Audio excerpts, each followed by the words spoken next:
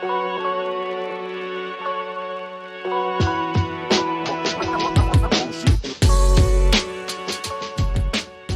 going to start with the rapid fire round. The first question is, at what age do you want to retire? Soon as possible. How long does it take you to get ready in the morning? Me, 15, my kids, an hour. Most embarrassing moment of your life? Most embarrassing moment of my life. When for my first job, I was being asked to tell a joke, and the joke was quite inappropriate, unfortunately. Favorite color? Green.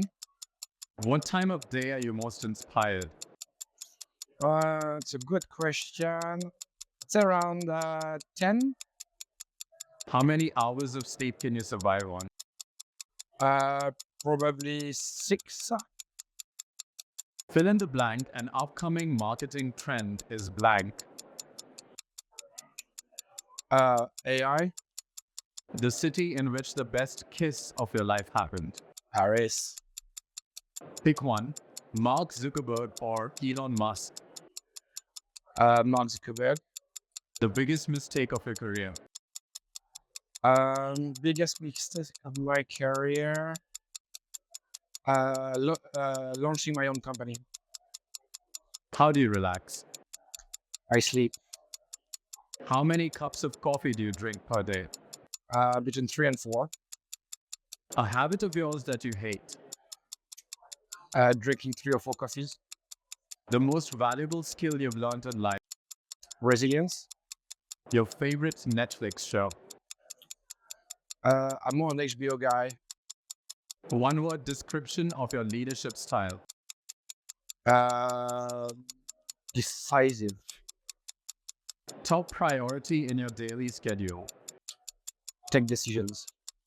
Ideal vacation spot for relaxation. Barcelona. Key factor for maintaining a work-life balance. Prioritizing your time. That's the end of the rapid fire round. This episode is sponsored by Outgrow.co, the world's first all-in-one interactive content builder. Use Outgrow to build quizzes, calculators, tests, polls, forms, contests, and chatbots to generate leads and keep your audience engaged. Sign up for a free trial at https://outgrow.co. Now we can go into the longer questions, which you can answer with as much ease and time as you like. The first one is, in your role at Revolut, you oversee various aspects of growth, marketing, and analytics. How do you balance these different responsibilities to ensure cohesive and effective strategies for driving global growth? Excellent. So, it all starts with analytics. All right, the foundations of everything you do in growth and marketing is about analytics. So, step one, build the foundation that helps you understand what you do. All right, otherwise there is no chance for you to know what you need to prioritize, what you need to push, what you need to stop, unless you have good analytical foundation. So this is really the step number one, and you never compromise on your analytics. Then you have growth, which you could say is more the lower funnel of activities that you have, which is very much based on the analytics that you've built. In the sense that if you're very granular in your analytics, then you're able to be extremely efficient in your growth engine, all right? Because you'll be able to really know what works, to really accelerate on what works, while actually pull back on the things that don't quite work. So the foundation is analytics. Then you put growth on top of analytics, and finally, marketing and brand marketing is more the amplifier, in the sense that it's going to feed growth by putting more activities in your brand and in marketing. You feed your growth engine that is all based on your analytical foundation. So that's how I balance those three things out. So can you share an example of a successful strategy or a story that comes to mind regarding these principles that you just shared? Yeah, sure. Well, so on analytics, so my background, so before Revolut, I was in gaming, in mobile gaming, and this is where, in that industry, we've taken the analytical accuracy and obsession, almost, to quite a high level, which has really helps us to know where to push, because in a way as well, you need to know that when you start a campaign, when you start an activity, whatever, you need to get the insights of the quality of the users that you're bringing as quick as possible, right? Because at the end of the day, the best decision that I've made at Revolut and before is to not focus on CPA, CAC. It's irrelevant. The price you pay for a user is irrelevant. What is relevant is the ROI you get from a user.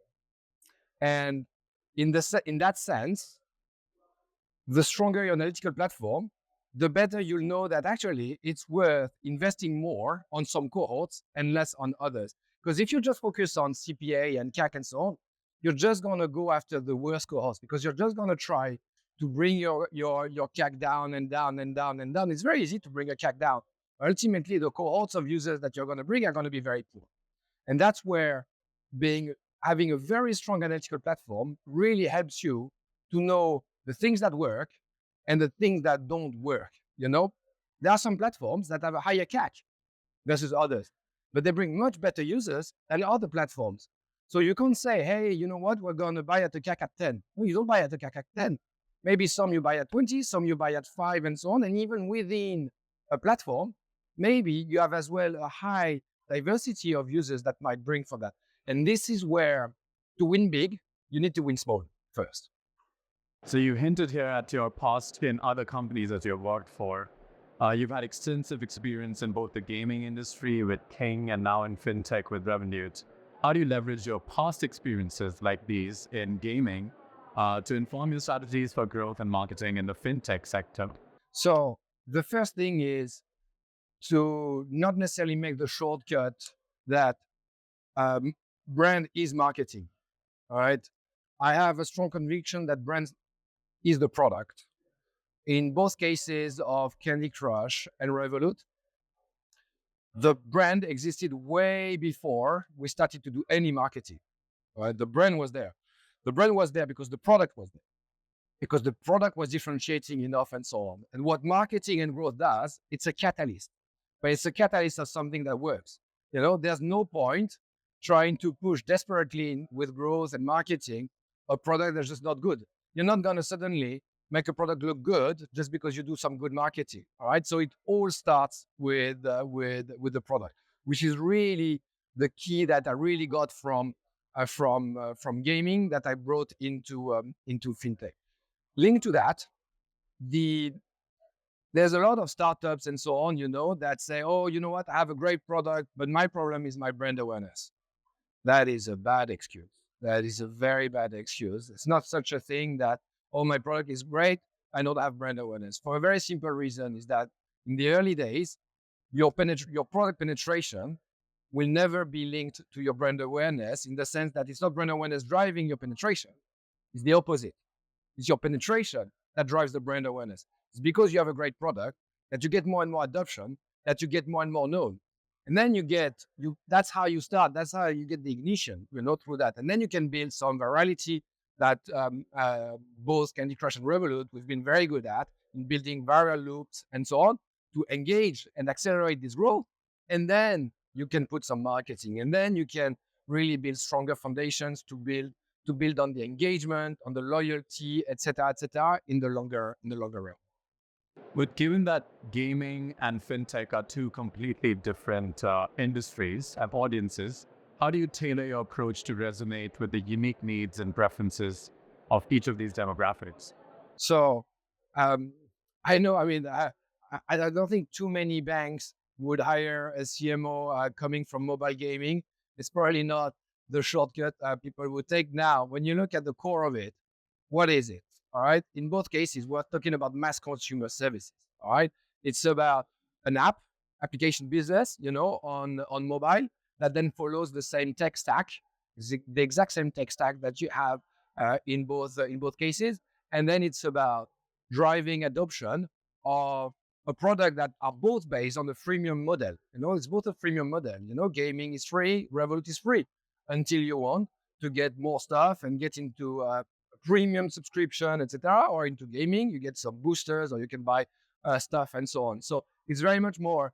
It's not necessarily about the product itself. It's about how it's structured and what it's based on. Because at the end of the day, you speak to the same people. I mean, everyone has a bank, right? Everyone plays games. You're talking to the same people. So, speaking of everyone having a bank, Revolut has experienced significant growth in various markets, including Italy, where it recently achieved the #1 spot in downloads for financial apps. Can you elaborate on the specific marketing strategies or tactics that led to this? Yeah. So to complement what you say, we're actually now #1 in 15 countries. So whether it's in the UK, in Ireland, in Spain, in Italy, as you said, since a few weeks ago, in many countries as well in Eastern Europe, Romania, Poland, Slovakia, etc., and we're really growing across all our European markets and as well beyond. I mean, in Australia and New Zealand, Singapore, and so on, we're growing very fast, and there are other expansion markets. Now, what is the recipe? How did we do that? So first of all, our growth is not made of coup, in the sense that it's not like you suddenly see a spike. We believe that growth it's like running the 100 meter. Like Usain Bolt was not running much faster than everyone else, right? But he just managed to optimize everything little by little so that he could win at the end. And at the end of the day, he was the winner. Marketing is the same thing, because marketing today is a bidding strategy. It's a bidding war, And at the end of the day, what matters is that you bid always slightly above everyone, so that you always get the top of the waterfall, And that's what we are doing. So it's about those small wins that ultimately puts you at the forefront of everyone else, and then the winner takes it all. We are in a place where, especially with the new technologies, with the mobile platforms and so on, where it's winner takes it all. And that's what we are doing on every single market. We are making sure that we are #1. That makes us win. So you mentioned 15 countries where Revolut is now #1. How important was localization in your marketing efforts? And what specific steps did you take to tailor Revolut's offerings to these particular markets? That's very interesting. So I think localization is one of the most overly rated things in marketing. I'm not saying it's not important. I'm saying quite often the cost of localization is higher than the scalability opportunity. Okay, I'll give you an example.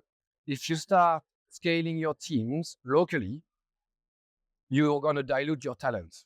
All right. So at Revolut, we have a small team of growth that sometimes we don't even speak the language of the country where we're in, and we are playing against competitors who have a whole department of marketing into it, and we are winning.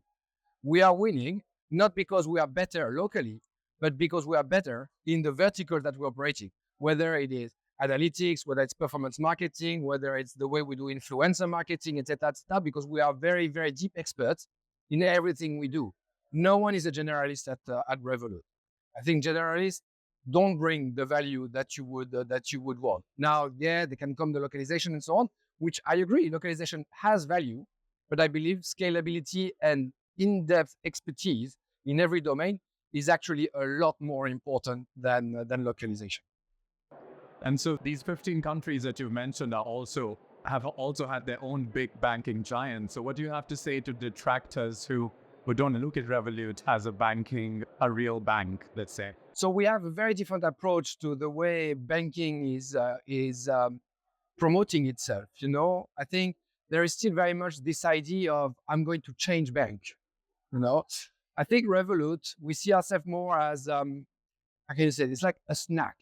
It's a snack moment. So because Revolut is a super app, it's a super app where you can do payment, where you can do FX, where you can do trading, when you can do savings, credit, etc., remittance.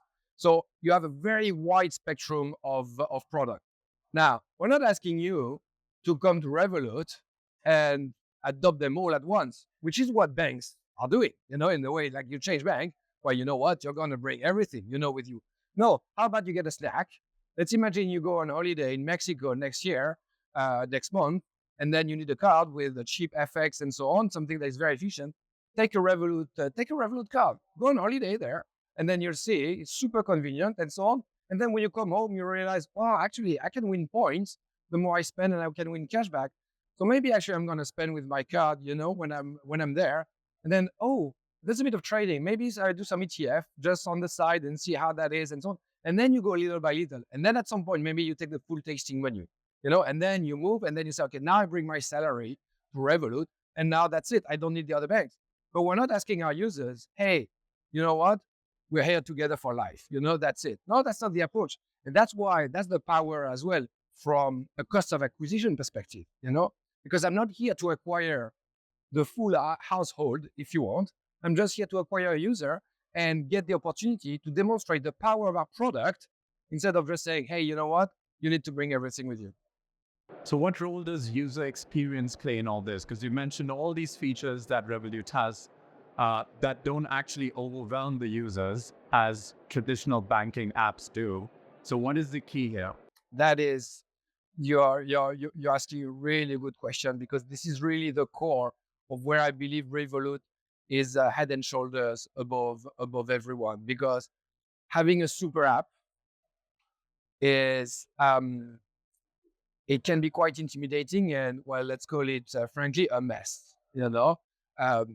And I think what Revolut has done is making it super clear for the users to actually understand where is what, where I want to go, where I don't want to go, and where to find my product, and really nailing this user experience to maximize your cross-sell and so on, cross-sell, upsell, etc., is absolutely critical to our business model today. And to what extent does your data-driven approach play a role here? Are you able to tell them to make things simpler in case they get more complicated at some point? What is going to keep this super app in check in case it gets complicated like a bank? Yeah, sure. So, well, I mean, as all FinTech and tech companies, obviously, we A/B test a lot. I think we have as well the huge advantage of being present in 40 countries, which means that we can soft launch products in a very gaming way. You soft launch in a country and so on in order to test a product and see whether this is the right product, take the opportunity to work on it, improve the experience and so on, so that when you want to launch in a bigger market, it's already a proven product, and leveraging this thing. And I do the same, from a marketing perspective, like we test a lot of incrementality, we test a lot of go-to-market strategies. Let's say in a market, I go with TV, in a market, I go with out of home and so on. And then I can do some multivariate testing, etc. And that you can do only if you're global. Because if you're only in one market, how are you going to test? And that is the power really that Revolut has cracked, is that we don't go with a leap of faith. We just go, we test, we improve, we optimize, and then we launch, we roll out, and then we move on to the next one. So what are the next markets you're planning to expand into? Sure. So as I said, we are in Europe, we are in the UK, in Switzerland. We're already live in Australia, New Zealand, Singapore, and Japan. We are live in Brazil and the US. Now we just got last month a banking license in Mexico. So that's going to be a big launch for us coming in the coming months. And then the next big one will be India, that is coming very soon as well. And so as a person in charge of growth, sometimes do you find it mind-boggling the regulations that might be outdated in countries regarding banking regulations, what is allowed and what is not? So, well, it would be too easy to say yes. I think the banking needs to be regulated, right? Let's be clear. It is very important, because that's how well you drive trust. If you're perceived as the player that always goes against the regulators, well, that's not going to play in your favor. I think we've seen some sectors that have gone a little bit off piste. Like, you don't want that. You really need to build your business considering all those. Those are constraints, but they're protections. And protecting the customer is protecting the business. At the end of the day, you want the customer to be happy with the experience and to feel protected with the rules. So, of course, we would want regulators to be quicker, faster, more agile, and so on. I think you need to adapt. So what does your typical day at your work look like? My typical day. All right. So, well, Wake up in the morning and then. yeah. So I wake up in the morning, prepare my kids, I drop them to school. And then the day starts. Now I'm quite lucky because I live in Barcelona, but a lot of the team is actually more in London and so on, which means usually my meeting starts at 10, which gives me a lot of valuable time until 10, where I can really prepare my day. So start with Looker. I drill Looker as much as I can so that I know my numbers. So that's my routine. Um, and then the day starts. And then, because we are a very flat organization at Revolut, I manage roughly 20 different teams at Revolut, and then we have weekly business review. So then I have all the different weekly business review for those 20 teams during the week, and then I do one-on-ones, and then repeat and repeat and repeat and repeat. So how much percent of your time is taken up by meetings? 100%, but that's fine. But that's absolutely fine. I'm only paid for that. That's fine. I'm here to help. I'm here to unblock things. I'm here to take decisions. I'm here to see how I can be helpful to the team and so on. So I need to speak to the team. I need to be with the team. I need to talk to them. So no, I'm 100% of the time in meetings, but that's conscious. I'm conscious about it, and yeah. So for job seekers listening to this show, what kind of talent are you looking for in the company or in the fintech sector in general? What kind of talent is needed? What kind of talent is missing? What kind of talent are you looking for? Yeah, sure. So the way I look at talent and the way Revolut overall looks at talent, we divide it in three parts. The first one is probably the less relevant part somehow, is how competent are you at the job? That is, especially if you're junior, that's not very relevant. Whether you would be competent for the job we're asking you doesn't really matter. It's in many ways. And if you're senior, it's a bit more, but at the same time, because you see, in Revolut, we are disrupting an industry and so on, you can't really refer to your past experience. I like to say the fact that at Revolut, we don't have any benchmark because we are the benchmark. So we are market defining per se. So that's why, in a way, competence, we still check it, especially for some specific jobs and so on, is one of them. The second one, which is a lot more important, is your problem solving skills. So we really want people that are able to take a very complex problem, slice it down, whatever the problem is, slice it down, be very structured in its approach in order to find the solution. Not jump straight into, my gut feeling, I'm going to go this way and so on. It's really this analytical approach about how you really simplify things that actually look very complex. Because can you imagine launching a bank that is in 40 different countries in just 10 years? That's a pretty big thing. But if you just slice it down and take things one by one and focus on execution rather than the strategy, you just focus on execution, then you win. So that's the second one. And then the last one is your value alignments, right? Try to understand whether the company values and the candidate values actually match. And then this is it's not a question of whether you're good or bad. It's just, do you fit or you don't fit?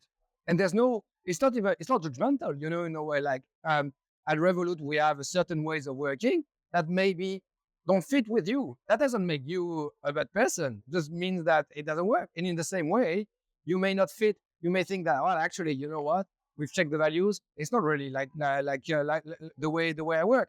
And I think you need to be very transparent about that at the very beginning. And Revolut is quite a demanding place. It's very entrepreneurial. You need to have to be okay with autonomy and so on, and quite hardworking. That's fine. That's the deal. If you're very ambitious and you want to do it and be part of this incredible story, come and join it. If you feel like it's too much for you, it's okay. I think there are opportunities for everyone in this space. So the last question for you is of a personal kind. What would you be doing in your life if not this? I would be scuba diving somewhere. I am Antoine Le Nel, VP of Growth of Revolut. Catch me on the Technologies of the Month show.